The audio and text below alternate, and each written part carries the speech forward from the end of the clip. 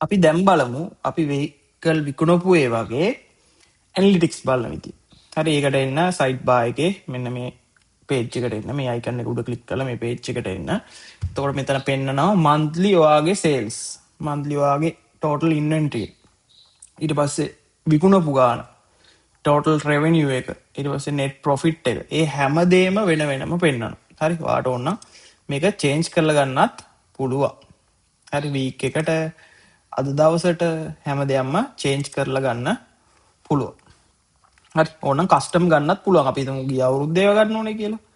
ගිය අවුරුද්දේ වුණාම ඔයාලට තියෙන්නේ start date එකයි end date එකයි select කරන්න විතරයි. හරි. එතකොට මෙතන weekly performance එක ඊට පස්සේ අපි ගන්න ඩීසල්ද පෙට්‍රල්ද ඒ අනුව chart එකක් පෙන්නනවා.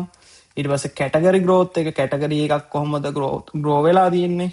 brand performance එක කියන්නේ brand එකක් අනුව ඔයගොල්ලෝගේ sales කොහොමද. ඊට පස්සේ ඔයගොල්ලෝගේ customers ලා කොහොමද returning customers ලා කොහොමද. ඒ හැමදේම පෙන්නනවා. profit margin එක ඊට පස්සේ recent sales හැමදේම පෙන්නනවා.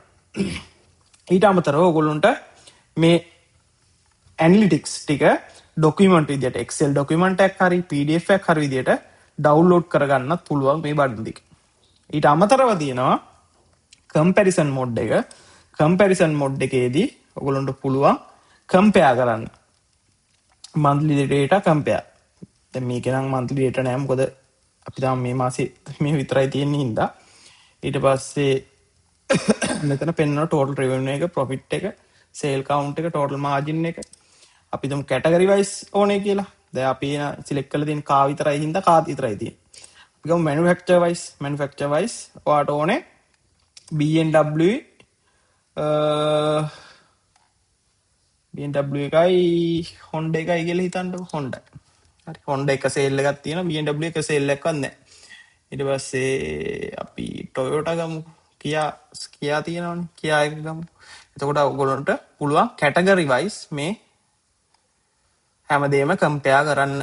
හරි මෙතන chart එකේ තියෙන chart එකේ category wise තියෙන මේකේ margin එක කොහොමද profit එක කොහොමද ඇවිල්ලා තියෙන්නේ මේ හැමදේම කම්පෙයාර් කරන්න පුළුවන් මේ comparison builder එකේ. හරි මෙතනත් ඇනලිටික්ස් පෙන්නනවා overview page එකෙත් summary එකක් වගේ පෙන්නනවා. මේ overview page එකේ summary එකක් වගේ පෙන්නනවා.